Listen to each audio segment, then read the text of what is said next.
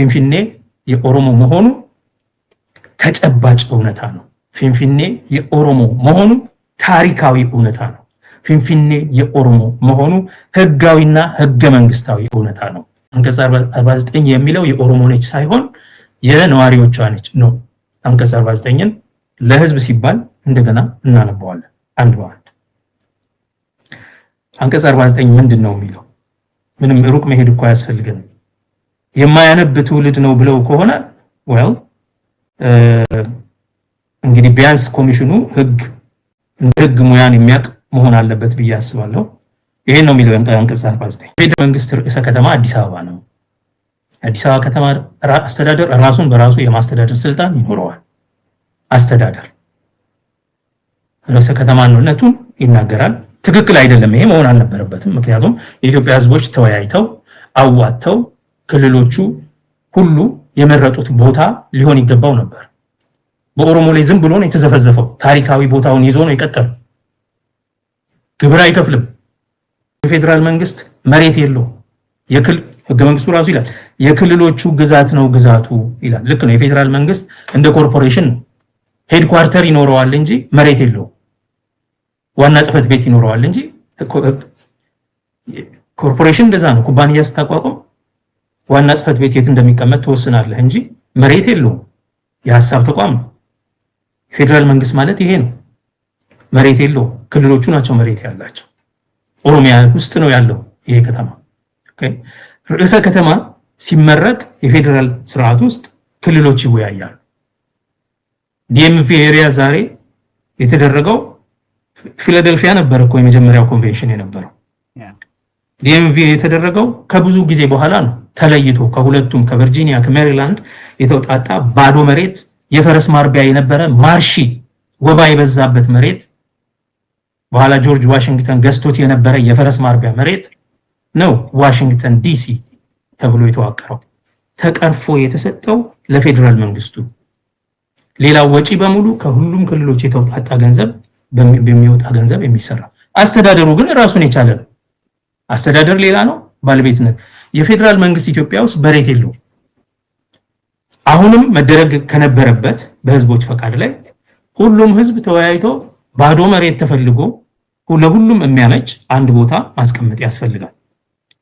ይሄኛው በነጠቃ የተወሰደ በወረራ የተወሰደ ስለሆነ መጀመሪያ መመለስ አለበት ለባለቤቱ። እዛ ላይ እንቀጥላለን ካሉ ደግሞ አንደኛ በኦሮሚያ ስር መተዳደር አለባቸው። ሁለተኛ የኦሮሚያ ህግ የከተሞች ህግ ያስተዳድረዋል ማለት ነው። ሁለተኛ ህዝቡ ኦፍ ኮርስ ራሱን ያስተዳድራል። እንደማንኛውም ከተማ በራሱ ህዝብ በመረጠው ህዝብ ስለሚተዳደር እንደማንኛውም ከተማ በራሱ ከንቲባ በራሱ ይተዳደራል በዲሞክራሲ አግባብ። ኦኬ። ነገር ግን በኦሮሚያ ስር ይሆናል። የፌደራል መንግስቱ ኦሮሚያ ውስጥ ለሚቀመጥበት ሁኔታ የምልክት ቶከን ታክስ ግብር መክፈል አለበት። 1 ብር በአመት ስንል ነበር ለረጅም ዓመታት።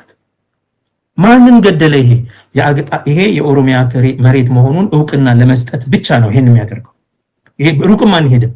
ካልሆነ ግን ሌላ ጠፍ መሬት እንሰጣቸዋለን በኦሮሚያ በኩል ክብራችን ነው ብለን ካሰብን ሌሎቹ ክልሎች ገንዘባቸውን አዋጥተው የፌደራል መንግስት መመስረት ይችላሉ። ባዶ መሬት ላይ ሄደው አቡጃ እንደዛ ነው የተወሰነው። የናይጄሪያው ማለት ነው። ሌጎስ አይደለም ዋና ከተማ። እዚህ ሀገር ካምበራ የተሰራው እንደዛ ነው። ኦኬ። በኒው ሳውዝ ዌልስ እና በቪክቶሪያ መካከል የነበረው ፉክክር እንዲቀርስ ለማድረግ አማካይ ቦታ ከሁለቱም መሬት ተውጣቶ ለፌደራል መንግስቱ የተሰጠው የተለያዩ ከተሞች የፌደራል ከተሞች ካናዳ ቶሮንቶ አይደለም ወይም ኤድመንተን ካልጋሪ ወይም አልበርታ ወይም ቫንኩቨር አይደለም ዋና ከተማው አይደለም እንዴ? ኦታዋ again ሚድል ግራውንድ የሆነ በክልሎች ከክልሎቹ ሁሉ ነፃ ግን ከክልሎቹ መካከል ይሄን አላደረገም ኢትዮጵያ። ግን ይሁን አሁን ባለበት የሚቀጥል ከተባለ የኦሮሚያን የከተማውን የመሬቱን የኦሮሞነት አክኖሌጅ አድርጎ እውቅና ሰጥቶ ግብር ከፍሎ የምልክት ግብር ማለት ነው ምልክት የምትሆን ከፍሎ መኖር ይችላል። ያም ካልሆነ በኦሮሚያ ክልል ስር ተጠሪነቱ አስተዳደሩ በኦሮሞ የኦሮሚያ የክልል የከተሞች ህግ መሰረት ሆኖ የሚመረጠው አስተዳደር ግን እንደ ህዝቡ ሁኔታ ህዝቡ ህብረ ብሔራዊ ስለሆነ ከተማው እንደ ህዝቡ ሁኔታ በፈለገው በመረጠው ሰው በመረጠው ከንቲባ ይተዳደራል፣ በመረጠው ካውንስል ይተዳደራል። ይሄ ነው መሆን ያለበት። በእኛ ግን ህገ መንግስቱ አሁን የሚለው የፌደራሉ መንግስት ርዕሰ ከተማ አዲስ አበባ ነው። የአዲስ አበባ ከተማ አስተዳደር ራሱን ማስተዳደር ይችላል። የአዲስ አበባ ነዋሪዎች በዚህ ህገ መንግስት በተደረገው መሰረት በፌደራል ምክር ቤት ይወከላሉ። የኦሮሚያ ክልል የአገልግሎት አቅርቦት ወይም የተፈጥሮ ሀብት አጠቃቀምና የመሳሰሉት ጉዳዮች ተመለከተ እንዲሁም አዲስ አበባ በኦሮሚያ ክልል መሃል የሚገኝ በመሆኑ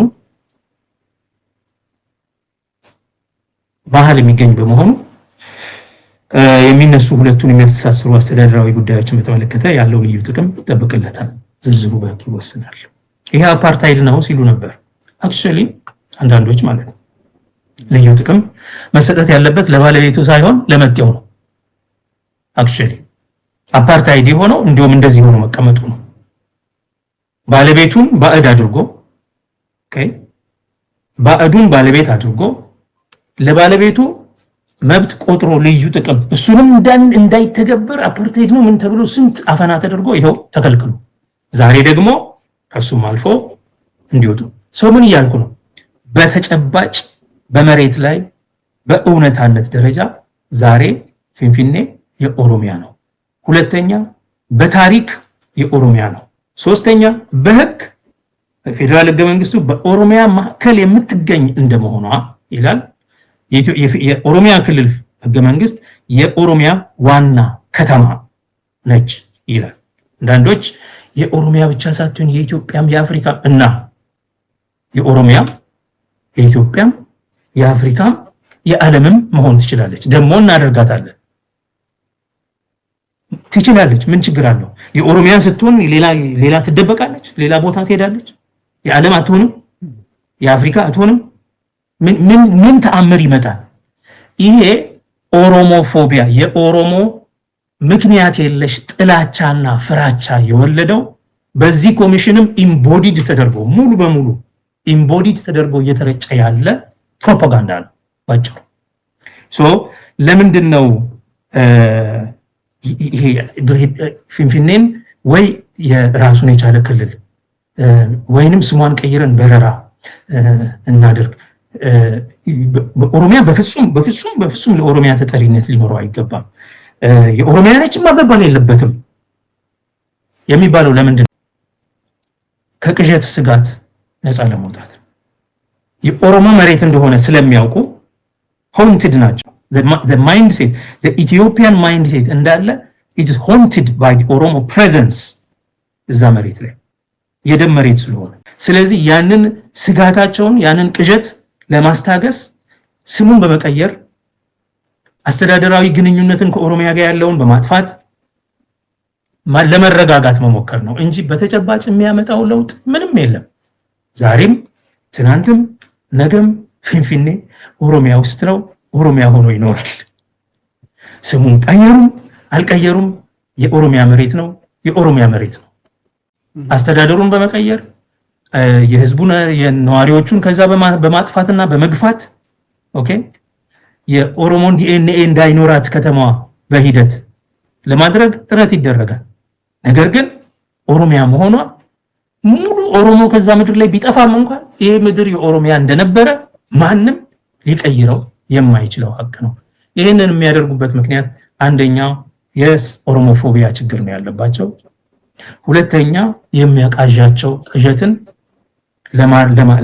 ለማረጋጋት ቅዠቱን ለማጥፋት በቃ አንዴ በረራ ነች አዲስ አበባ ነች በቃ ፊንፊኔ የሚለውን ነገር አትቀስቅሱብን እና ደግሞ በቃ የኦሮሚያ ጋር ግንኙነት የላትም የሚለውን ለራሳቸው በመንገር ራሳቸውን ለራሳቸው ሳይኮሎጂካል ስነ ልቡናዊ ድጋፍ እረፍት ለመስጠት ሳይኮሎጂካል ክራች ይሉታል ፈረንጆቹ። እና ፕሮፌሰር መስፍን ይሄ የሳይኮሎጂ ምሁር ስለሆኑ ይገባቸዋል።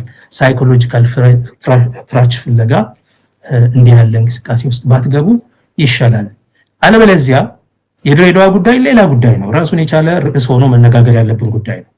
ምክንያቱም ቆየ በድሬዳዋ ላይ እየተሰራ ያለው ነገር ድሬዳዋ አክቹአሊ በህገ መንግስትም በምንም የኦሮሚያ እንደሆነች ነው የሚታወቀው። ምንም ጥያቄም አይደለም። it is a non issue ያደረጉት በ1997 ጀምሮ እና አባይ ፀሐዬ የድሬዳዋ ከተማ አስተዳደር የሚለው ነገር ላይ አዋጅ ማውጣት ሲጀምሩ ነው፣ ቻርተር ሲያወጡ ከኦሮሚያ ቀርፈው ለምን የገቢ ማዕከል ስለሆነ ኦኬ እሱ ስህተት ነበር በኋላ በጋራ ነው የሚተዳደረው በኦሮሚያና በሽኒሌ ዞን እዛ አካባቢ የለም ሩቅ ነው ያለው ሽኒሌ ዞን የሚባል ሶማሌ ክልል ያለ በድሬዳዋ ከተማ ላይ ዋና ከተማውን አድርጎ ያ ዞን በጋራ ደግሞ ከተማውን እንዲያስተዳድር የሚል ጥያቄ የተፈበረከው ከ1997 በኋላ ድሬዳዋ ከተማ ስሙም ሁኔታውም አደረጃጀቱም ዛሬም ቋንቋውም ሁሉም ነገሩ የኦሮሞ ነው 4 ነጥብ ሌሎች ብሔሮች ይኖሩበታል የንግድ ከተማ ነው አዎ እንደ አዲስ አበባ ሁሉ ማለት ራሳቸው ማስተዳደር አለባቸው አዎ የኦሮሞ መሆኗን ግን እንደዚህ እንኳን ዋና ከተማ ነው ምናምን ገለመለ ተብሎ ጥያቄ ውስጥ የገባ አይደለም the same is true for ሐረር ለምሳሌ የምስራቅ ሐረርጌ ዋና ከተማ ማን ነው ሐረር ነው ዋና ከተማ መቀመጫቸው ሐረር ነው የምስራቅ ሐረርጌ ዋና ከተማ ሐረር ነው ሐረር ጭምር የኦሮሞ ነው እዛ ውስጥ ሐረሪዎች ይኖራሉ ልዩ ጥቅም ይከባቸዋል አዎ በትክክል ልዩ ጥበቃ ያስፈልጋቸዋል አዎ አናሳ በቁጥር አናሳ ስለሆነ ሙሉ መብት አላቸው እንደ አንድ ኢትዮጵያ ብሔር አዎ ነገር ግን 140 ምናምን ቀበሌዎችን በዛ አጭቀህ ከኦሮሚያ ክልል ማለት ነው ከኦሮሚያ ክልል ከዳቡስ ከአካባቢው ከነበሩ ካሉ ወረዳዎች አጭቀህ የዞኑ ዋና ከተማ አድርገህ at the same time አንተ እኮ you don't belong here እያልክ የሐረሪ ህገ መንግስት የሥራ ቋንቋ ሐረሪ አዳርኛና ኦሮምኛ ነው ይላል የሚያስቅ ህገ መንግስት አለ እዛ የሁለቱ የህገ መንግስቱ በሁለቱ ቋንቋ ይጸናል ይልና የሁለቱ ቋንቋዎች መካከል የትርጉም ልዩነት ካለ አማርኛ ይጸናል ይላል ከየት መጣ አማርኛ ቋንቋዎቹ ሁለት ናቸው እሱ ቴክኒካል የህግ ሰዎች ጋር ምን ቀልደው ቀልድ ነው ከየት እንዳመጡት ስነ ልቡናቸው ውስጥ ችግር ስለሆነ የሆነ ሆኖ የሥራ ቋንቋ አማርኛና ኦሮምኛና አደረኛ ከሆነ ሁለቱ ባልተስማሙ ጊዜ አማርኛ የሆነ ከየት መጣ አማርኛ of course ብዙ አማርኛ ተናጋሪ ህዝብ አለ የጋሪሰን ታውን ነው እንደ ፊንፊኔ ሁሉ የነፍጠኛ የመከተመው ሀገር ነው ስለዚህ ብዙ ነዋሪዎች አሉ ብዙ ደግሞ ከተለያዩ አካባቢ መጡ ሰዎች አሉ ምን ጥያቄ የለውም እና አንዳንዶች እሱንም የኛ ከተማ ነው ምናምን እንደማለት ወመኔ አቋቁመው አስታጥቀው ሽብር የሚሰሩ አሉ ይሄም ትክክል አይደለም የሆነ ሆኖ የድሬዳዋ የሌሎቹ ከተሞች ጉዳይ በሰፊው ራሱን የቻለ ጉዳይ ነው የፊንፊኔ ግን የኢምፓየሩ ምሽግ ስለሆነች የመጨረሻ ምሽጋችንን አንለቅም ወይኔ እቺ ከወደ ኦሮሚያ ከገባችማ ምሽግ ለቀቅን ኢምፓየሩ ፈረሰ ማለት ነው በስልጣን ላይ ያሉ የኦሮሞ ሊቃን ፖለቲከኞች አላማቸው ስልጣን መቆየት ስልጣን ላይ ለመቆየት ደግሞ ከነሱ በፊት ስልጣን ያዙ ሰዎችን የነሱን ዱካ ተከትለው መራመድ አለባቸው በኦሮሚኛ አኬሱ ይባላል እና የኢትዮ ሊቃንን የኢትዮ አማራ ሊቃንን ማስመሰል ሚሚክ ማድረግ ስለያዙ የሚኒልክ ቤተ መንግስት ከገቡ በኋላ እዛች ውስጥ ለመቆየት ብቸኛው ያለው ሚረዳን ትርክት የኦሮሞን መሬት ለድርድር ማቅረብ ነው ኦሮሞን ዛሬም እንደ ደህንነት ስጋት የጸጥታ ችግር አድርጎ ማቅረብ ነው ለዛ ነው ኦሮሚያ ላይ ነው የመጀመሪያ ጦርነት የጀመረው የመንግስት ይሄ አንዱ ነገር ነው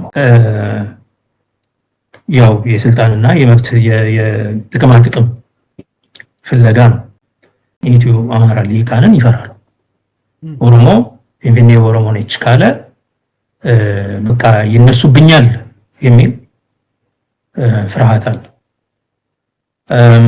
ይሄ መሰረተ ቢስ ፍርሃት ነው የፍትህን ጥያቄ ለፖለቲካ ድርድር ቅርጫ በማቅረብ ድል አታገኝም ባርነት እንጂ እና ይሄ ፍርሃት ከባርነት የተወለደ ፍርሃት ነው እና ፋክቱ የመሬት ላይ ያለው ተጨባጭ ሁኔታ ኦሮሞ መሆኑን እየነገረ የኦሮሞ ህዝብ እስከ 2018 ድረስ በዚህ ደሙን እየከፈለ እየተቃወመ እያሳየ ተጨባጭ ሁኔታ ከፈለክ ኦኬ ራሳቸው አሁን አመራር ላይ ያሉት የፖለቲካ መሪዎችም ጭምር ማስተር ፕላኑን በሚቃወሙ ጊዜ የኦሮሞ ነች ብለው ሲከራከሩ እንዳልነበረ ዛሬ ወደ ስልጣን ዳር ሲቀርቡ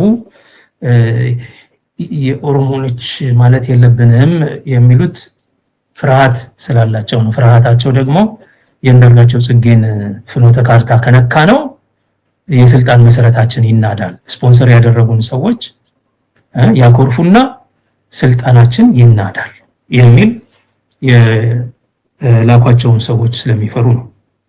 እንዳልኩ እና አብይ to this extent ማለት ነው በሌላ ፍኖተ ካርታ እስከሚመሩበት ድረስ ተላላኪ ናቸው፣ ጥገኛ ናቸው። ያ ችግር አለ። እውነታውን ያውቁታል፣ ቤት ገብተው ይሄንን አይሉ። ስለዚህ አሁን ራሱ ውይይቱ ከተጀመረ በኋላ የኦፒዲዮ ሰዎች ጉምጉምታ ጀምረዋል።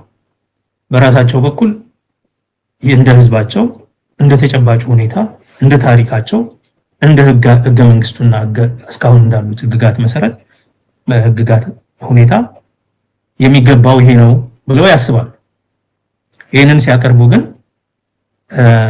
እዛ ውስጥ በሚሰበሰቡ ሌሎች ሰዎች ተቃውሞ ይቀርብባቸዋል። ኦፍ ኮርስ ሌሎቹ ጥቅማቸውን ለማስጠበቅ ስለሚፈልጉ በከተማው ላይ ለድርድር ካቀረብከው አንተ ለድርድር ካቀረብከው የራስህን ጉዳይ ማለት ነው የፖለቲካ ሸቀጥ አድርገህ ለድርድር ካቀረብከው ኦፍ ኮርስ መናጠቅ ነው የሚፈልጉት። ለምን ታቀርበዋለህ ነው? መብትህ አይደለም እንዴ? ሰው እኮ አይደለም ለዋና ከተማው ለዳር ሀገር ለወልቃይት ይሞታል እኮ 1 ሚሊዮን ገብሯል እኮ ትግራይ። ለወልቃይት ብሎ አይደለም ለትግራይ ልዕልና ብሎ ነው።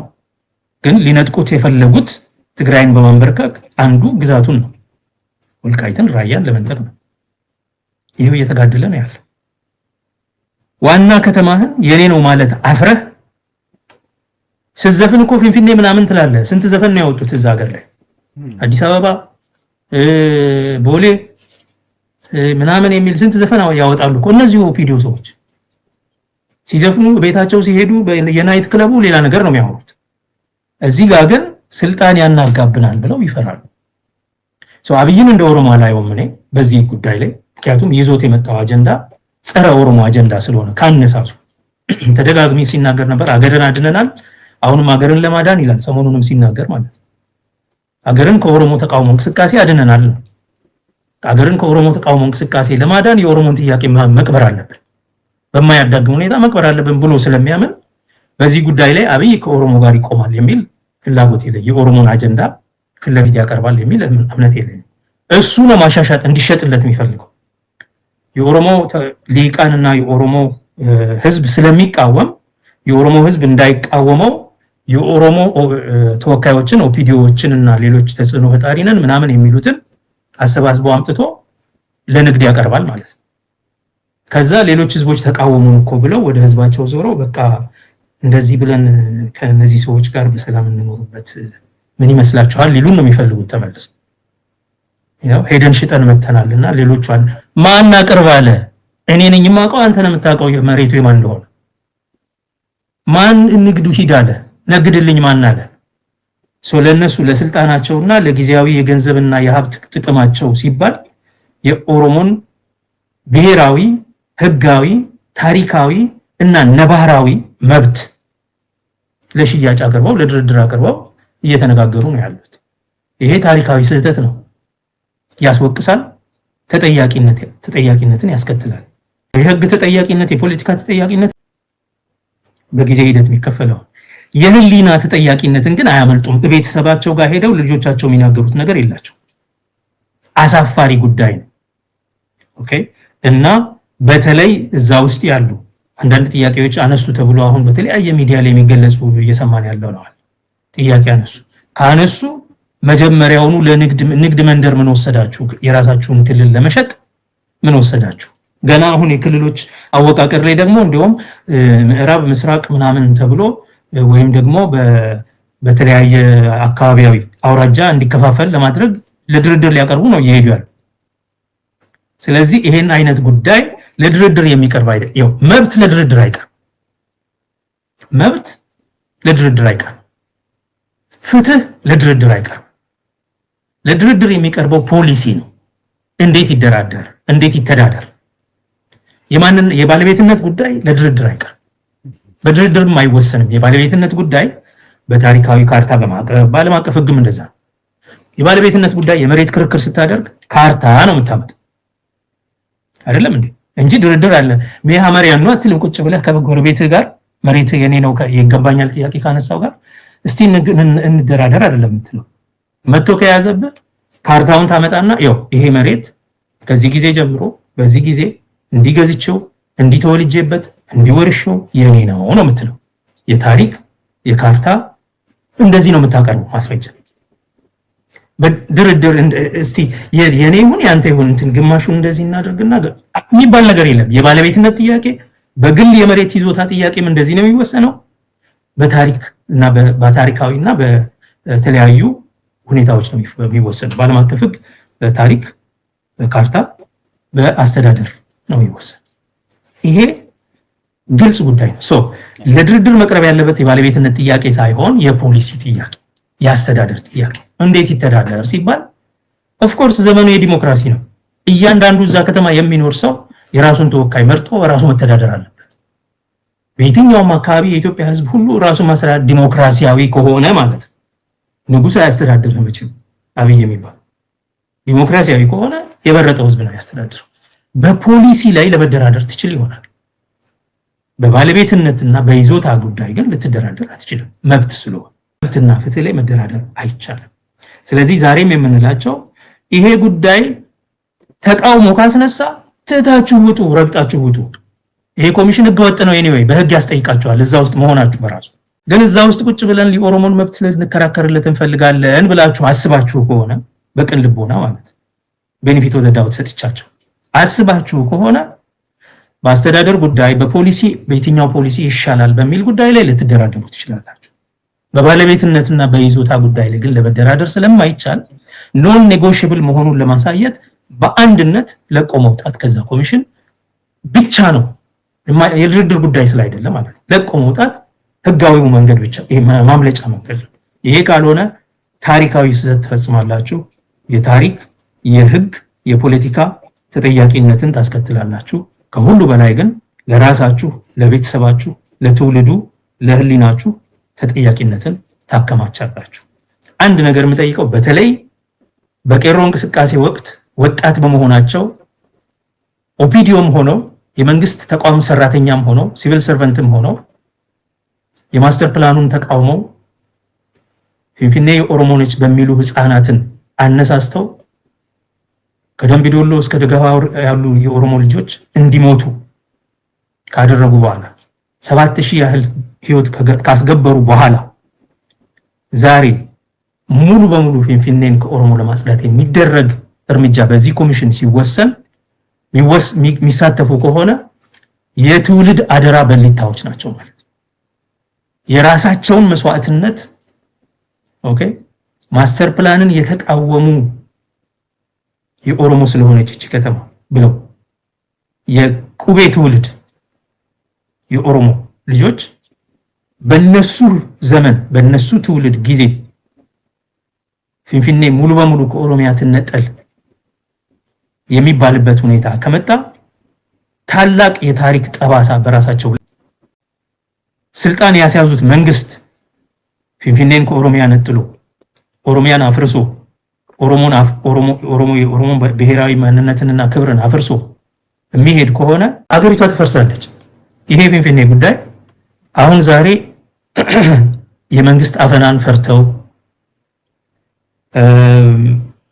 ጥቅማችን ይቀርብናል ብለው በለሆሳስ የኦሮሞን ጉዳይ ራይ ነገር አደጋለው ምናምን እያሉ የሚያወሩት ሰዎች ከዛ የባሰ አደጋ ይገጥማቸዋል። ዝም ብለን አናይም። ሰራዊቱም ከጫካ በከተማው ላይ አደጋ ሊያደርስ ይችላል። ካሁን ጀምሮ እንደዚህ አይነት ውይይቶች ተደርገዋል ኦሬዲ። ሰራዊቱ በቀጥታ ከተማው ላይ ያነጣጠረ ጥቃትን ማድረግ አለበት። በተለይ ኮሚሽኑ ላይ ያነጣጠረ በግለሰብ ደረጃም ይሁን በአባሎች ላይ እንደ ተቋም ያነጣጠረ እርምጃ እንዲወስድ ጥሪ ተላልፏል ኦሬዲ። አክቹሊ ይሄ ይደረጋል። አንድ ዝም ብሎ የማይ ትውልድ የለም በዚህ ጉዳይ ላይ። የኦሮሞ ቄሮ፣ የኦሮሞ ወጣት፣ የኦሮሞ ህዝብ በአጠቃላይ ይነሳል። የኦሮሞ ፖለቲካ መሪዎች፣ የሲቪል ፖለቲካ የሚያራምዱት ማለት ነው፣ የኦሮሞ ሊቃን፣ የኦሮሞ አክቲቪስቶች፣ የኦሮሞ ምሁራን ለህዝቡ ታላቅ ጥሪ እያስተላልፉ ነው። ምክንያቱም በእሳት ፊት በታንክ ፊት ቆመህ በሄሊኮፕተር ምናምን አይደል እንደ ቢሾፍቱ ላይ ያለቁት ልጆቻችን በዛ ፊት ቆሞ እንግዲህ የኦሮሞ ነች ያለ ወጣት ያልፈራ ዛሬ የአብይ አህመድ መንግስት በ10,000 ቦታ በጦርነት የተያዘ መንግስት የኦሮሞን ህዝብ ደብድቦ መሬቱን ይነጥቃል ብለው የሚያስቡ ከሆነ አይ ቲንክ ተሳስተዋል። ከባድ ነውጥ ከኦሮሚያ ይጠብቃቸዋል። ኢንፋክት የኦሮሚያ ክልል መንግስት ራሱ ዝም ብሎ የሚያየው ጉዳይ አይደለም። የኦሮሚያ ክልል መንግስት የሽመልስ አብዲሳ መንግስት ዝም ብሎ የሚያየው ጉዳይ አይደለም እና የኦሮሞ ምሁራን የኦሮሞ ልሂቃን የኦሮሞ ወጣቶች በአጠቃላይ የኦሮሞ ህዝብ ሙሉ በሙሉ ወደ ስራ መግባት አለበት። ታቅቦ ማድረግ አለበት። ታቅቦ ማድረግ የሚችል ማለት ከስራ ከአገልግሎት ወዘተ ሰልፍ መሰለፍ የሚችል ካለ በተለይ ድርጅቶቹ የሚያስተባብሩ ከሆነ የፖለቲካ ድርጅቶቹ ተቃውሞ ሰልፍ የአቤቱታ ፔቲሽን የማሰባሰብ ኦኬ መግለጫ የማውጣት አቋም መውሰድ ሌሎቻችን ደግሞ በቀጥታ ለጠቅላይ ሚኒስትሩም ሆነ ለኮሚሽኑ በቀጥታ 4000 አይደል 4000 የኮሚሽኑ አባላት ቢያንስ 40 ሚሊዮን ደብዳቤ ማስገባት ያስፈልጋል። ደብዳቤ ማስገባት ያስፈልጋል። ታሪክ ይወቅሰናል። ደብዳቤ መጻፍ የሚያቅተው ሰው የለም። ኢሜል መጻፍ የሚያቅተው ሰው የለም። ቴክስት ማድረግ የሚያቅተው ሰው የለም። 40 ሚሊዮን ቴክስት መላክ ይቻላል። የኦሮሞ ህዝብ ማድረግ አለበት። የምትወስኑትን ተወስኑ ይሆናል፣ ነገር ግን በእኛ ፍቃድ አይደለም የሚለውን ለማስቀመጥ ለታሪክ አንድ ነገር ወርውር ያለው ለማለት አንድ ቴክስት፣ አንድ ኢሜል፣ አንድ ደብዳቤ መጻፍ በቂ ነው። ፐብሊክ ሌተር በየሚዲያው ላይ መጻፍ አለባቸው። የኦሮሞ ሚዲያ አካላት የኦሮሞ ጋዜጠኞች በሙሉ አንድ አቋም ይዘው አቋማቸውን መግለጽ አለባቸው በዚህ ጉዳይ ላይ።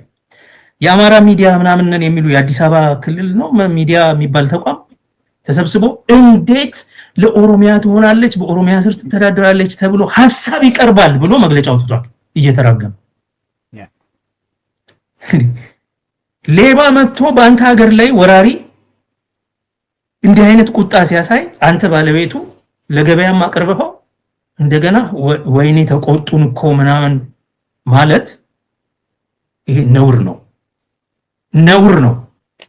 ስለዚህ የኦሮሞ ሚዲያ አካላት የኦሮሞ አንቂዎች የኦሮሞ የተለያዩ የሙያ ማህበራት ኢንጂነሮች፣ አርኪቴክቶች፣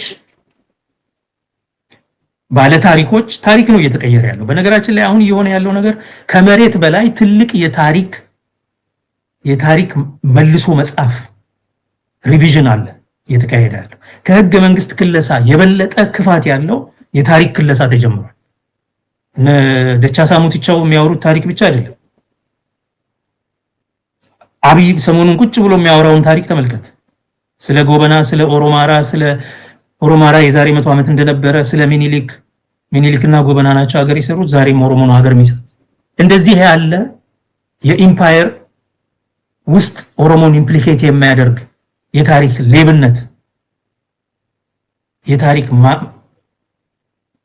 ማፋለስ፣ ዲስቶርሽን እየተካሄደ ነው ያለው። የታሪክ ምሁራን እንደ ምሁራን ማህበር የኦሮሞ ምሁራን በአጠቃላይ ይሄንን ቁጭ ብለው የሚያዩ ከሆነ ታሪክ ይጠይቃቸዋል። አንድ ፐብሊክ ሌተር መጻፍ የማይችል ከሆነ የኦሮሞ ምሁር፣ አንድ የአቋም መግለጫ ማውጣት የማይችል ከሆነ አንድ የኦሮሞ ሚዲያ፣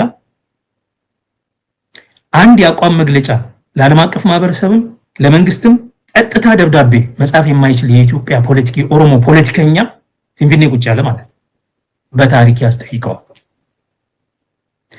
በእኔ እምነት እያንዳንዱ ግለሰብ ሌላ ነገር ቢያቅተው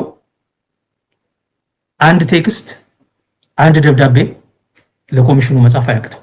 ለኮሚሽኑ፣ ለጠቅላይ ሚኒስትሩም፣ ለስልጣን አካላት በሙሉ ለሚመለከታቸው የኦሮሞ ህዝብ ለኦሮሚያ ክልል ምክር ቤት፣ ለኦሮሚያ ክልል መስተዳድር እንደዚሁም ለአገሪቱ የስልጣን አካላት ደብዳቤ መጻፍ አያቅተው። እንዴት ከሌላ ቦታ ተውጣጦ የመጣ ቡድን በፊንፊኔ ላይ ድምጽ ሲኖረው ኦሮሞ ድምጽ ያጣል? በባለቤትነት ጉዳይ ላይ ለድርድር የሚቀርብ ጉዳይ አይደለም። አንደራደርም፣ አፋችሁን ያዙልን። እዛው በክልላችሁ ላይ አልመጣንም፣ በአገራችን ላይ ነው መብት ይኑረን እያላችሁ ያለው። ኦሮሞ መብት አይኑረው እንድንል እያስገደዳችሁ ነው ያላችሁት። የኢትዮጵያ ብሔር ብሔረሰቦችና ክልሎችን የምጠይቀው ይሄንን ነው። ኦሮሞ በክልላቸው መጥቶ የነሱ ክልል ላይ መብት አልጠየቀም። የራሳችሁን ክልል ክልላችሁ አይደለም በሉ፣ ግን አትበሉን። ለሁላችሁም መብት መሳካት፣ መቃናት፣ መተግበር ከማንም በላይ በፊት ለፊት ቆመን የምንናገር የኢትዮጵያ ብሔሮች ሁሉ የራስን ዕድል በራስ የመወሰን መብት እንዲከበር፣ የእኩልነት መብታቸው እንዲከበር የምንታገል ህዝቦች ነን። የማንንም መሬት ከማንም ለመንጠቅ ፍላጎት የለም። ኖሮንም አያውቅም። አስበንም የማንንም መብትም ለድርድር አቅርበን አናውቅም። ትንደራደርበት ብለን አናውቅም። የነከሌ መሬት የኛ ነው እንደራደር ብለን አናውቅም። የኛ መሆኑን እያወቅን ለሌሎች የተውናቸው ብዙ መሬቶች አሉ። መተከል ወንበራ እንዳለ ይሄ አሁን ጉባ ግድብ ያለበት ቦታ፣ አሶሳ፣ ወሎ፣ ራያ ውስጥ ያለው አንድ ወረዳ ኦሮምኛ ብቻ የሚናገረው ወረዳ ዛሬም ትግራይ። ኦኬ፣ እዚህ ሰሜን ሸዋ ውስጥ ያሉ ብዙ ቦታዎች ህዝቡ ተቀላቅሎ ነው የሚኖረው። ችግር የለም። አንዱ ብቻ ነጭና ጥቁር ነው ይኸው በቃ የኦሮሞ ብቻ ነው የምናምን የማይባሉ ቦታዎችን በታሪክ የኛ እንደሆነ እያወቅን እዚህ ባህር ዳር ዙሪያ እንኳን ያሉ አካባቢዎች ሌላ ሩቅ ሳትሄድ እያወቅን ስማቸው እየተናገረ የቦታዎቹ እየተናገረ እያወቅን አንድም ቀን አይ የኛ ነው መሆን ያለበት አላለም። በወሎ በአጠቃላይ አሁን በከሚሴ ዞን ብቻ አይደለም ወላ ጉባ ላፍቶ ምናምን ስማቸው ነው ያውና ዝም ብለህ ታየዋለህ። ዋናው ሰሜን ወሎ ነው።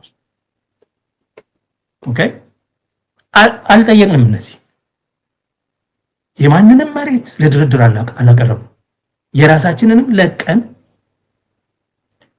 እንደው አብሮ ለመኖር የማይመች የመሰለንን ትተናል። አብሮ ለመኖር ለመልካም ጉርብትና ሲባል የማይጠቅሙ ጥያቄዎች ብለን ይሄ ግን አልፎ እምብርትህ ድረስ መጥቶ እቤትህ ውስጥ ልክ የኢትዮጵያ ብሔሮችና ክልሎች ሁሉ ሊረዱ የሚገባው ማንኛውም ሰው ኢንፋክት የዓለም አቀፍ ማህበረሰቡ 3 ቀን ኦሮሚያ 5ቱንም በሮች የከተማዋን 5 በሮች ቢዘጋ ያ ክልል የዛ ከተማ ህዝብ አደጋ ውስጥ ነው የሚገባው። ህልውናው አደጋ ውስጥ ይገባል። መተንፈስ፣ መብላት፣ መጠጣት፣ መጸዳዳት አይችልም። ይሄን መረዳት አለባቸው። የኦሮሚያ ክልል ዛሬ ደብዳቤ የጻፉ ነው አይደል የተባለው፣ ነገ መዝጋት ይቻላል። ዛሬ እኮ የታጠቀ ሰራዊት አለ ከቦት የሚለው እንደ ድሮ በቄሮ በመናምን በድንጋይ አይደለም የምንዘጋው፣ በመትረየስ ነው የሚዘጋው። አሁን ኢትስ ኢዚ አንድ ሳምንት በመዝጋት ያንን አገር ሙሉ በሙሉ እንዳይኖር ማድረግ ይቻላል። ስለዚህ ይሄ አደጋ አለ። የምትፈሩት ዛሬ ጥቅማችን ያመልጠናል።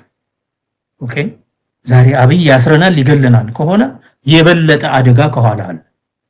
ጥሪ ያስተላለፍኩ ነው እግረ መንገዴ ለኦሮሞ ህዝብ።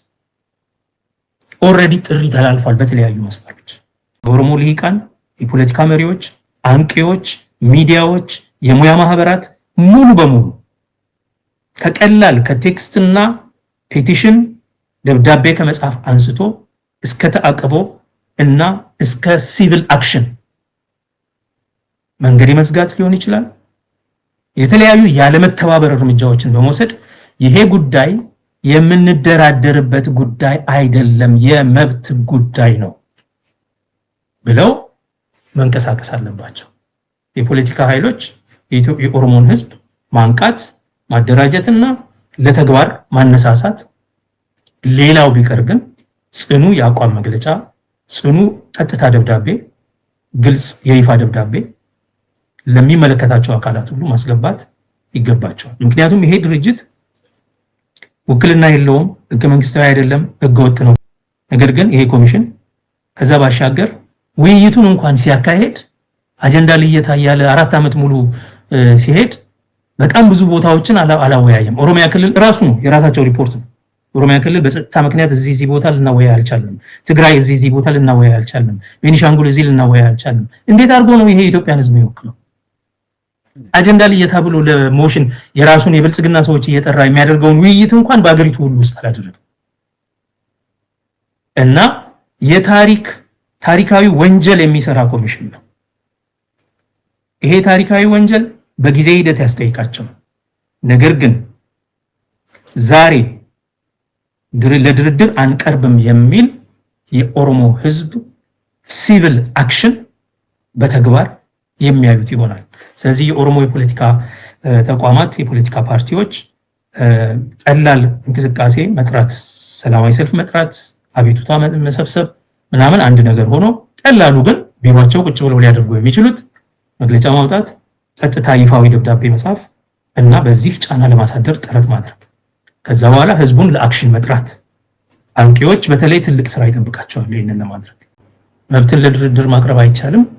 ለዚያውም በወንጀለኛ ተቋም ማለት ነው ኮሚሽን በኩል ለድርድር ማቅረብ አይገባም። የኢትዮጵያ ብሔር ብሔረሰቦች በኦሮሞ ላይ የተጀመረው የመሬት ነጠቃ ይቀጥላል። ኦልሬዲ ምልክቶቹ ታይተዋል በተለያዩ አካባቢዎች፣ በተለይ በሲዳማ አምሹር፣ በጌዲዮ ዲላ፣ በሆሳና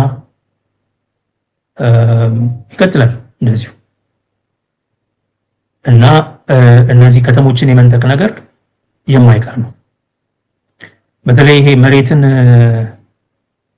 የግልና አድርግ የሚለው አንዱ የዚህ ኮሚሽን አጀንዳ በጣም ያስቃል። እና አብይ ተነስተው የመደብ የኦሮሞ ሊቃንን የሚሉት ነብራሉ ለንሱ ዛሬ የመደብም እኮ ትግል አለ ይላል።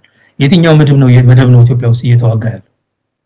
የትኛው መደብ? የትኛው የሀብታም መደብ የድሃ መደብን እየወጋ ያለው የትኛው ነው? ተቃርኖ አለ ይላል።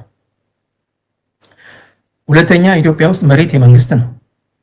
እንግዲህ መደቦች የምትከፋፈለው በምን ላይ ተመስርተ ነው? የምርት መሳሪያዎች በማን እጅ ናቸው? ሚንስ ኦፍ ፕሮዳክሽን። ኢትዮጵያ ውስጥ ያለ የምርት መሳሪያ ምንድነው? መሬት። ሁለተኛው ካፒታል። ሌላ ምንድነው? የሌበር ነው አይደለም? የምርት መሳሪያ ይሄ ሌበር፣ ካፒታል፣ መሬት ነው። ኢንዱስትሪ የለም መቼም ኢትዮጵያ ውስጥ ፋብሪካ ምናምን ምትለው። ስለዚህ መሬት የማን ነው? በመንግስት ይዞታ ነው ያለው። ቢያንስ የህዝቦችና የመንግስት ነው ይላል፣ ግን የመንግስት ነው። መንግስት መሬቱን ዋናውን ሚንስ ኦፍ ፕሮዳክሽን በያዘበት ሁኔታ ካፒታል በማን እጅ ነው? የተወሰኑ ባንኮች አሉ ፕራይቬታይዝ፣ ግን ሄቪሊ ሬጉሌትድ ስለሆነ ባንክ ሴንትራል ባንኩ ነው ሁሉንም ነገር የሚሰራው። ባንኮቹ የታዘዙትን ነው ያሉት ሌሎቹ ባንኮች። ካፒታል በባንክ እጅ ነው ለማለት ያስቸግራል። በመንግስት እጅ ነው። ሌበር በማን እጅ ነው? የኢትዮጵያ ሰራተኛና አሰሪዎች ማህበር የሚባለው ራሱን የቻለ ነፃ አይደለም። የሰራተኛ ማህበር ዛሬ የመንግስት ተላላኪ ነው የሚያስተዳድረው። ሶስቱ በመንግስት እጅ ባሉበት ሁኔታ መደቦች እየተጣሉ ነው። ዛሬ የመደብ ተቃርኖ አለ ብሎ ማውራት ድንቁርና ነው። ወይ የመደብ ጥያቄን የሌፍቲስት ጥያቄዎችን አለመረዳት ነው፣ ወይም ማደናበሪያ ነው፣ ሰውን ዝም ብሎ ኮንፊውዝ ማድረጊያ። ይሄም ሆኖ የመደብ ጥያቄ አለ ኢትዮጵያ ውስጥ እያሉ የመደብ ጉዳይ ማንሳት እንግዲህ የግራ ዘመን ፖለቲካ ተከታይነት ነው። የሚያራምዱት ህገ መንግስታዊ አካሄድ ግን መሬትን ብቸኛውን የምርት መሳሪያ የግል ለማድረግ ነው። እና የመደብ ትግልን የሚያጣጥፈው መሬትን የግል ማድረግ ነው ወይስ የህዝብ ማድረግ ነው? የመደብ ትግልን ለማስጀመር የመሬትን ይዞታ የግል ያደረጉ at the same time አገሪቱ ውስጥ አሁን የብሔር ብቻ አይደለም የመደብም ጥያቄ አለ ምናምን ይሏል። የትኛው መደብ ነው ያለው ኢትዮጵያ ውስጥ? ሁሉ ድሃ ነው። አሁን ጊዜ ያመጣቸው ሀብታሞች አሉ። እነሱ ምን ላይ ተመስርተው ነው? አምራች ሆነው ነው እንዴ? ሚንስ ኦፍ ፕሮዳክሽን ይዘው ነው? የምርት መሳሪያ ይዘው እኮ አይደለም።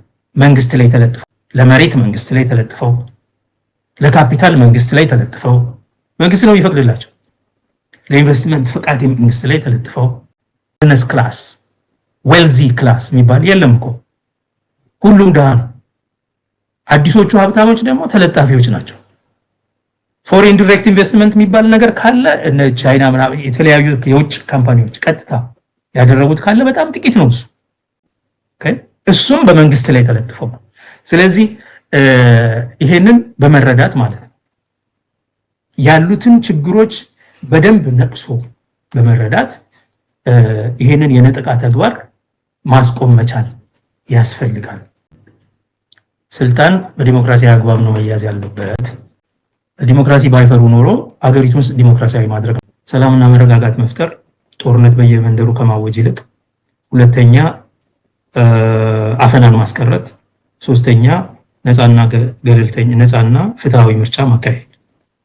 በዚህ አግባብ የተመረጠ ሰው ስልጣን ይይዛል ከተባለ በፖፑሌሽንም ሆነ በተለያየ ምክንያት የአብዛኛውን ድምጽ አትሊስት የፓርላማ ድምጽ ማግኘት የሚችለው የዚህ ክልል የመጣ ሰው ነው። ስለዚህ ብቻውንም ሆነ በኮአሊሽን ያንን ሀገር ማስተዳደር የሚችልበት እድል አለው። ይሄንን ለማድረግ ግን አልፈለጉም፣ ፈሩ። ዲሞክራሲን ይፈራሉ። ዲሞክራሲን የሚፈሩበት ምክንያት የህዝብን የበላይነት መቀበል ስለማይችሉ። በመሰረቱ የህዝቦችን የበላይነት ህዝብ አድራጊና ፈጣሪ ነው። ህዝብ መንግስትን የማቆም የማስተዳደር እና የማፍረስ መሰረታዊ መብት አለው። በህዝብ ላይ ተደግፌ እኔ አገለግላለሁ። ኦኬ፣ ህዝብ መርጦኝ አገለግላለሁ፣ ህዝብ ሳይመርጠኝ ትቼ እሄዳለሁ ብሎ ጉዳይን ከራስ ይልቅ ወደ ህዝብ ከህዝብ ጋር አያይዞ ማየት የኢትዮጵያ ፖለቲካ ሊቃን በሙሉ ችግር ነው። ስለዚህ ህዝብን ስለሚፈሩ የህዝብን የበላይነትን ስለማይቀበሉ ምንድነው የሚያደርጉት? የዲሞክራሲን በር ይዘጋሉ። መጀመሪያ የስልጣንን ብሎን ያጠብቃሉ። የስልጣን ብሎን ማጥበቂያ መንገዱን ደግሞ ከየት ነው የተማሩት? እስካሁን ከነበሩት የኢትዮጵያ አገዛዞች። እስካሁን የነበሩት የኢትዮጵያ አገዛዞች የአናሳ ቡድኖች አገዛዞች ናቸው። የአማራም ሆነ የትግራይ። ኦኬ፣ እነዚህ ሊቃን ከአናሳ ቡድን የመጡ ናቸው። ዲሞክራሲን ቢፈሩ ይገባሃል፣ ትረዳቸዋለህ። ዲሞክራሲን ቢፈሩ ስልጣን ለማግኘት ከባድ ስለሆነ፣ ቁርጠኛ አመራር ካላቸው ስልጣን ለአብዛኛው ህዝብ ለቀው መብታቸውን አስከብረው የመብት ሻምፒዮን መሆን ነበረባቸው። የመብት ሻምፒዮን፣ ምክንያቱም አብዛኛውን ቁጥር ያለውና ስልጣን የሚይዘው ቡድን እንዳይጨቁናቸው ከለላቸው ምንድነው? ሰብአዊ መብት ነው። የደቡብ አፍሪካ ነጮች እንዳደረጉት ማለት ነው። አፓርታይድ ማይሄድ ወደፊት መራመድ ማይችል አካሄድ ሲመስላቸው ያደረጉት ምንድነው? ስልጣን የአብዛኛው ህዝብ ስለሆነ ለጥቁሩ አሳልፈው ሰጥተው መብትን ግን የሁላችን መብት የትንሹም የትልቁም የብዙም የጥቂቱም ነው አይደል? እንደ መብት የማትደራደርበት መብቶች ላይ ነው የሰሩት። የመብቶች ተቋማት፣ የሰብአዊ መብት ኮሚሽን፣ ፍርድ ቤት፣ ህገ መንግስት ፍርድ ቤት፣ የምቡድስማን፣ እነዚህ መብት ላይ ነው እንዳለ የሰሩት። የዲሞክራሲ ተቋማት በአብላጫ ድምጽ የሚወስኑ ይሆናሉ። ሀገሩ የጥቁር ህዝቦች ሀገር ነው። ጥቁሮች ስልጣን ይይዛል። የመብት ጉዳይ ግን የሁላችንም ጉዳይ። ከዘር ማጥፋት የምትጠበቀው በእንትን አይደለም፣ ስልጣን ላይ ተለጥፈህ አይደለም። እንደ ቱትሲ ማለት ነው። አሁን የቱትሲው መሪ የሚሄድበት የጠፋው ምክንያት ምንድነው? ከለቀቀ ሁቱ ነው የሚይዘው። 85% ነው ሁቱ። ሁቱ ከያዘው ያጠፉናል ብሎ ይፈራሉ። ስለዚህ ዲሞክራሲን አፍኖ ይቀጥላል ማለት ነው። እስከ መቼ? ሁቶች ተደራጅተው እስኪጥሏቸው፣ ይሄን እስኪጥሉት ድረስ ሁቶች ዲሞክራት በመሆን ያንን እና ለነሱ ደግሞ መብቶችን ኢንትሬንች በማድረግ ስለዚህ ዲሞክራሲ እንዲኖር ለማድረግ ህዝብን ማብቃት እና ዲሞክራቲክ ኢንስቲትዩሽንስን መፍጠር at the same time የስልጣን ገደቡ የህዝብ መብት ስለሆነ የመብት ተቋማት ላይ መስራት። አብዛኛውን ጊዜ ከአናሳ ብሔሮች የተወለዱ የኢትዮጵያ ፖለቲካ ሊቃን ዲሞክራሲን ሲፈሩ ምክንያታቸው ምንድነው? እኛ ስልጣን መያዝ አንችልም ብለው፣ በስልጣን ላይ መቆየት አንችልም ብለው። በስልጣን ላይ ለመቆየት ከፈለጉ ከሌሎች ጋር በትብብር ለመስራት ፈቃደኛ መሆን አለባቸው። ኦኬ። ነገር ግን እስካሁን ድረስ የታየው አገዛዝ እንደምንም ብሎ በሆነች አጋጣሚ ስልጣን የያዘው ቡድን የስልጣንን ብሎን እያጠበቀ የመብቶችን አድማስ እያጠበበ የኮንትሮል አዋጆች ነው ሲያወጣ የሚኖረው። የሚዲያ ህግ ሲያወጣ የሚዲያን ነፃነት ለማስጠበቅ ሳይሆን ሚዲያን ለመገደብ፣ የሰላማዊ ሰልፍና የመሰብሰብ ህግ ሲያወጣ የሰላማዊ ሰልፍ መብትን ለማስፋት ሳይሆን ለመከልከል። ፍቃድ ክፍል ነው እኮ ያስቀመጠው ነው። የፓርቲዎች ምዝገባ ምናምን ህግ ሲያወጣ ፓርቲዎች በሰላም በነፃነት እንዲደራጁ እንደፈለጉ እንዲሆኑ ሳይሆን እንዳያሸንፉ አድርጎ መኮድኮድ፣ እንዳይንቀሳቀሱ መገደብ። ምንድነው የሚያደርገው? አስተዳደር ማለት ኢትዮጵያ ውስጥ የነበሩ አገዛዞች የስልጣንን ብሎን ታጠብቃለህ እንዳይመነገል ማለት ነው። የመብቶችን አድማስ ደግሞ ታጠባለህ። በምን? በህግ እያወጣ። ይሄ ተለምዷል። አሁን ስልጣን ላይ ያሉ አብዛኞቹ የኦሮሞ ልሂቃን በኦሮሞ የሚመራ አትሊስት ኦሮሞም አማራም ነው አብሮ የሚመራው። የኦሮሞና የአማራ መንግስት ነው። ምክትል ጠቅላይ ሚኒስትሩ አማራ ነው። ሁሉንም ነገር ስልጣን የተከፋፈሉት እነሱ ናቸው። ምንም ሩቅ ሳንሄድ ምንም ተቀባይነት ባይኖረውም በአማራ ክልል የኦሮሞ ልሂቃን እያደረጉ ያሉት እስካሁን የነበሩትን ዲሞክራሲያዊ አገዛዞች ማስመሰል። ስልጣንን በሆነች አጋጣሚ እጃችን ገብታለች እንዳትወጣ ምን እናደርግ? መብቶችን እንሰርዝ። የኛ ስልጣን መጥፋት የሀገር መጥፋት ስለሆነ አገር እንዳትጠፋን እያልን እናወራለን። መብቶችን እንሰርዛለን። የስልጣንን ብሎን ደግሞ እናጣቃለን እንዳይመነገሉ አድርገው። ጭራሽ አሁን ደግሞ እንደምንም አማክለው ፕሬዚደንታዊ በማድረግ ከፓርላማውም ተጠያቂነት ነፃ ለማድረግ ማለት ወደ ንጉሳዊነት ለመሄድ እየሄዱ ነው። እና የኦሮሞን ህዝብ መናቅም አለ።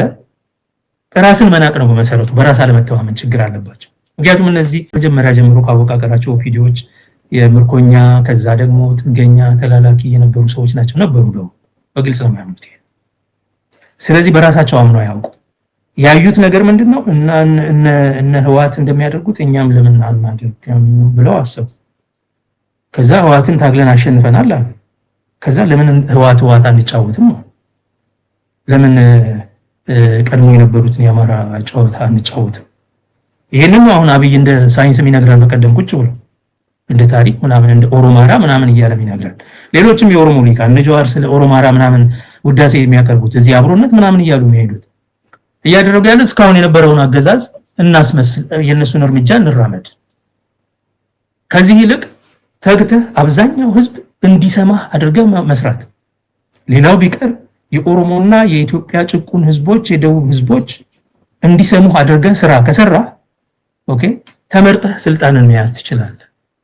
ስልጣኑን ይቅርብኝ ካልክ ደግሞ እንደኛ ፖለቲካ አንፈልግም ካልክ የመብት ተቋማት ላይ በአጽንኦት ትሰራለህ። ማለትም የሰብአዊ መብት ኮሚሽን፣ ጠቅላይ ፍርድ ቤት፣ ህገ መንግስታዊ ፍርድ ቤት አንዱ ማሻሻል ከነበረበት ይሄ ደካማ ህገወጥ ኮሚሽን ማሻሻል ከነበረበት የህገ መንግስት አተርጓጎም ጉዳይ ላይ ነበር። የህገ መንግስት ተቋም የህገ መንግስት ተርጓሚ የሆነ የህገ መንግስት ፍርድ ቤት ማቋቋም ነበረበት። ይሄን አይደለም እያሰቡ ያሉት። መብትን ማገድ ነው የያዙት። መብትን የሚያሰፉ ተቋማት ማድረጀት አይደለም። መብትን መኮድኮድ ነው የያዙት። መብትን በደንብ አድርገህ ማደራጀት ያለበት ኢትዮጵያ ውስጥ ለምንድን ነው? አብዛኛው ብሔር ትንሽ ነው በቁጥር። ብቻውን ገዢ መሆን የሚችል ማግኘት ያስቸግራል። ስለዚህ በተደጋጋሚ ስልጣን ሊይዙ የሚችሉት ኦሮሞና አማራ በኮአሊሽን በተደጋጋሚ ወይ አማራና ሌሎች አብላጫ ድምጽ ያላቸው ለምሳሌ አማራና ትግራይ፣ አማራና ሲዳማ አለ አይደለ፣ ጉራጌ እንደዚህ በመሆን ወይ ደግሞ ኦሮሞና ሌሎች የደቡብ ህዝቦች ወይም ኦሮሞና ትግራይ በመሆን ስልጣን ሊይዙ ይችላሉ። ይሄ ከሆነ የሌሎቹ ብሔሮች ሙሉ መብት አደጋ ውስጥ ስለሚገባ በዲሞክራሲያዊ ውሳኔ ይሄንን ለመከላከል የሚችል የሰብአዊ መብት ኮሚሽን፣ የህገ መንግስት ፍርድ ቤት፣ የጠቅላይ ፍርድ ቤት፣ የህግና የኦምቡድስማን እነዚህ አይነት ነገሮችን ታደራጃለህ። መስራት ያለብህ አገሪቱ ሰላም እንድታገኝ ከፈለክ የመብት ተቋማትን በጥንቃቄ ኢንትሬንች ማደራጀትና ስልጣንን ለህዝብ አሳልፎ መስጠት ለአብላጫው ህዝብ። የኦሮሞ ልሂቃን ካሉ በህዝብ የበላይነት ማመን እና እስካሁን የተሄደው የኢትዮጵያ አገዛዞች አካሄድ ጸረ ዲሞክራሲ መሆኑን መረዳት፣ ዲሞክራሲን ስለሚፈራ ማለት ነው። ስልጣን በእድል ነው ዛገር እጅህ የሚወድቀው። ከወደቀ ደግሞ እጅህ ከወደቀ እስክትጠፋ ድረስ አትለቅም፣ ሌላው እድለኛ እስኪመጣ ድረስ። ኃይለ ሥላሴ እጅ በእድል ነው የወደቀው። መንግስቱ እጅ በእድል ነው የወደቀው። መለስ እጅ በእድል ነው የወደቀው፣ ኮልድ ወር ሲፈርስ ማለት። አሁን አብይ እጅ በእድል ነው የወደቀው። ሁላቸውም እስኪጠፉ ድረስ ይጠብቃሉ። ሌላ እድለኛ እስኪነሳ ድረስ። ኦኬ እንደሱ መሆን የለበትም። ስልጣን ከህዝብ ነው መመንጨት ያለበት ካልክ ህዝብ ላይ ያተኮረ ስራ። እነዚህ ውጭ ሀገር ፈረንጅ እንዲህ ብሎናል ብለው በየቀኑ አብሮነት፣ አንድነት፣ ህብረት ምናምን እያሉ የሚሯሯጡ ጥምረት ምናምን የሚሉ ልሂቃን ማሰብ ያለባቸው ፈረንጅ ከሚላችሁ ይልቅ ህዝባችሁን እኮ ብታማክሩ፣ ህዝባችሁን ብትሰሙ፣ በህዝቡ መንገድ ብትሄዱ አብዛኛው ህዝብ ከደገፋችሁ ስልጣን ታገኛላችሁ። አብዛኛው ህዝብ ካልደገፋችሁ ደግሞ እንዳትጠፉ የሰብአዊ መብት ተቋማትን አድርጁ፣ ኢንትሬንች አድርጉ። የሰብአዊ መብት እሴቶችን ኢንትሬንች አድርጉ። that is how you democratize a country። እንኳንና እንደኛ ማአት ቋጠሮ ያለው ነገር፣ ታሪካዊ ቋጠሮ ያለው ነገር ይሄንን ማድረግ አቅቷቸው ነው እነ ብርሃኑ ሌንጭሶ የውሸት ትርክት ከጎዳና እያወጡ ከዚህም ከዚያም እየቃረሙ ማደናገሪያ ወሬ የሚያወሩት። እነ ሽመልስም ሊነገራቸው የሚገባው ይሄ ነው። ግድ የለህም ኦሮማራ አያስፈልግህም፣ የሴራ ጥምረት አያስፈልግህም፣ ትግራይን ለመፍጀት የሚጣመር ጥምረት ኃይለኛ ስለሆኑ ሰሜናውያን መጡብን የሚል አያስፈልግህም። በህዝብ የምታመን ከሆነ ህዝብህን ደጀን አድርገህ ያለህን ስልጣን ይዘህ ከሌሎች ጋር ደረትህን ነፍተህ እሺ እንዴት ይሻላል በጥምረት መንግስት እናቋቁም የጥምር መንግስት ወይስ ለየብቻችን እንሂድ? ለየብቻ እንሂድ ካላችሁ ተስፋኝ እናንተ ማይማቻችሁ ከሆነ ኦኬ ደቡብ ብሔሮችን በሙሉ መጥራት። እንዴት ነው ጥምር መንግስት እናድርግ ወይስ እንፍረስና እንደገና እንመረጥ? ሲምፕል ነው። ለማገልገል እኮ ነው የምትመጣው እንጂ ኃላፊነት ለመቀበል ነው እንጂ የምትመጣው የተለየ ጥቅም ለማግኘት አይደለም የምትመጣው። ምን ያባላል? ያው እንደዛ አድርጎ መሄድ ነው የሚያስፈልገው። አሁን ከሴራ ፖለቲካ ጥልፍልፍ አልወጣም። ሴራ ስለሆነ ከውስጥም ከውጭም የዘር ማጥፋት ጥምረት ታደርጋለህ። እነከሌን የማጥፋት እነከሌን የመንቀል የነከሌን መብት እኔ ስልጣን ይዤ የነከሌን መብት እንዴት አስጠብቃለሁ አይደለም፣ እነሱን የመበቀል ነው። ያው የካጋሜ ዕዳ ነው የሚደርሳችሁ። ካጋሜ ስልጣኗ ላይ ተለጥፎ እዛው ሊሞት ነው። 30 ስንት ዓመት ነው አሁን? 33 ዓመት ይሄው እዛው ነው። ምክንያቱም 12% ነው የሱ ህዝብ ከዛ ሀገር ውስጥ 12% ከለቀቀ ሁቶቹ ማጆሪቲ ስለሆኑ 86% ይበሉታል። ይበሉኛል ብሎ ያስ እኔ እሱም ቢሆን ከደቡብ አፍሪካ ተምሬ የሰብአዊ መብትና የህግ የበላይነት ተቋማት ላይ በመስራት የዲሞክራሲ ተቋማትን ደግሞ በማደራጀት ለማጆሪቲው ለቆ መሄድ ትልቅ ልዕልና የሚሰማው ስብዕና ደግሞ የአመራር ልዕልና የሚሰማው ከሆነ ትራንስፎርሜቲቭ ሊደር ከሆነ ደግሞ እሱ ራሱ ሁሉንም ህዝብ አመኔታ አግኝቶ ስልጣን መያዝ ይችላል። በብቃቱ፣ በአመኔታው፣ በፍትሃዊነቱ ድጋፍ ማግኘት ይችላል። የሁቱን ድጋፍ ከእንደዛ አይነት ወደዛ አይነት መራመድ እንዲቻል የኦሮሞ ልሂቃንም በዚህ አይነት ማሰየው አማራ ልሂቃንም እንደዛው ሁለቱ ናቸው ችግር ያለባቸው። በሴራና በመጥፋፋት ትብታብና ጥምረት ካልሆነ በቀር ስልጣን አይያዝም። ከውጭም እኮ ነው የሚያመጡት ሴራ። ይሄው አሁን ሰሞኑን በሸረሪና የተዋጋው ማን ነው? የራፒድ ሰፖርት ፎርስስ የኬሜቲ የውጭ ኃይል ሁሉ ነው የሚዋጋው። የኤርትራ ኃይሎች በዛ ሊዋጉ ይችላሉ። ሱዳን በዛ ሊዋጋ ይችላል። በኢትዮጵያ ጉዳይ ነው። ይሄ ሁሉ ለምንድን ነው? ህዝብን ረስተህ ሌላ ቦታ ነው የምታዳምጠው። እዚህ ውጭ የሚያደሸድሹትም ፈረንጆቹ እንደዚህ ብለውናል፣ እነመሮም እነጃዋርም እነልደቱም ፈረንጆቹ እንዲህ ብለውናል፣ እንዲህ ካላደረግን አይሆንም ስለሚሉ የማይሆን ከህዝባቸው የራቀ ፖለቲካ እንዲያወሩ ይገደዳሉ ማለት ነው። ይሄ መቆም አለበት። አሁን ይቆማል።